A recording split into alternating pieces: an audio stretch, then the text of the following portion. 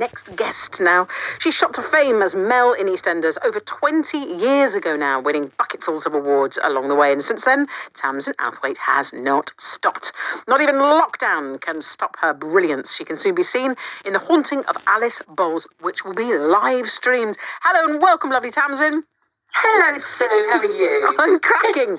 So, are you at home? I am. It's a regular thing in our house, Radio 2 on a Sunday, because we always do the whole musical thing. We always have a dance.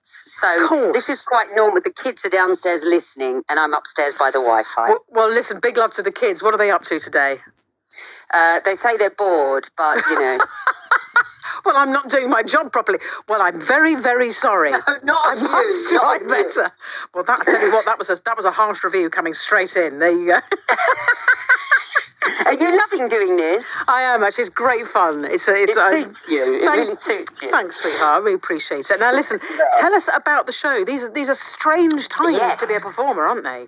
Very strange. So when I was asked, actually Max Bowden from EastEnders did call me up and say there's this thing, The Haunting of Alice Bowles. Janie D had to drop out. And to be honest, it's one of those things that I wouldn't normally have thought about because I've never worked in front of a green screen. Yeah. So I was wearing clothing from 1918 in front of a green screen, my partner filming everything.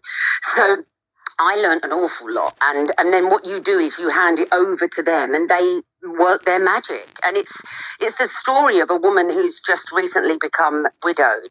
And there are two stories running simultaneously. And one's in 2020, which is Max and the character of Caitlin. And they basically are going around. It's quite spooky, but they're going around like graveyards and they uncover mysteries. And my character is in 1918. So you can imagine I'm in front of a green screen at home, normally wearing these outfits, costumes that, you know, just going down to the kids with a great big hat and gloves on going, are you okay? Is everything okay? Can you just get yourself a snack and I'll be down in a minute with the dinner?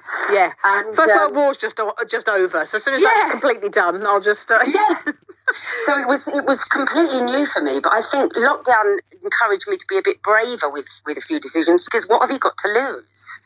And so, yeah, it turned out to be a very pleasurable experience. I haven't seen the finished product yet, but Can't wait. From the 17th of December, you can stream it. And it goes on to the 23rd of Feb or the 28th of Feb. 28th, yes. What's great about this, I think a lot of people were very, very sniffy about making work in lockdown and how disjointed it all felt. And as you say, doing things on Zoom. But having just talked to Bananarama and about the sort of creative explosion of the 80s, the 80s were very, very difficult times for a lot of people. And sometimes art comes out of being straitjacketed, either financially or environmentally, in both cases now, I suppose. So I think it's great you've got on board with this because this could be one of the strands of future sort of broadcasting. I think so. I think when Original Theatre have obviously worked out a way to make theatre come alive on screen, like no one else I've seen. They did Birdsong and I just felt in safe hands with them. But I think you're right. In lockdown, you know, you can't deny the passion and that people have for their art. So even if there isn't, you know, tons of theatre on, and there aren't loads of like television production companies making things, it's starting to come back. But people aren't going to just stop altogether. They find ways. I mean, you know, we saw on Instagram and stuff, people started doing like monologues and poetry and singing. And at first I thought, well, that won't be me because what would I do? You know, but I think people wanted, you know, the world really to see that they were still being creative, that they were still passionate about their art, and an awful lot of people very cleverly found ways to make it work. I love the fact that you basically rolled a green piece of cloth as a backdrop. Yes, one of the crew came round and put the actual green cloth at the back of the dressing room, and then we had lights, and it was all shot on an iPhone, and you're acting not with someone, so they're on Zoom, so you can hear them, but you're not looking in their eyes because your eye line is above the camera or to the left or right of the camera. So the people I was acting with, it teaches you to listen if you haven't already learned that in acting, which is page 1. Listen to the other You'd be actors. surprised though how many people don't. It always makes me laugh when I'm not an actor, but on the times where I've done sort of scripted things, that joke about people reach for their fluorescent marker and they immediately start marking down their own lines, and it's like, Yes. guys, this is a collaboration. We make work through dialogue and through there's other people in the room.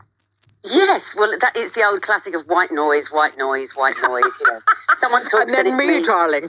Yeah, and people reading the script and just reading their bits, of course. But what it does do is I could hear the actors, and it obviously changed the way that you delivered stuff because they would do it different each time, which is the art of that's the craft. That is the craft. So it was really lovely to just have it on the side. It's just a new way of working, not having to hit a mark or look in someone's eyes and react, but really listen intently. It was really different and lovely to do. Well, listen, will you stay with us? I'm gonna. Yes. You've got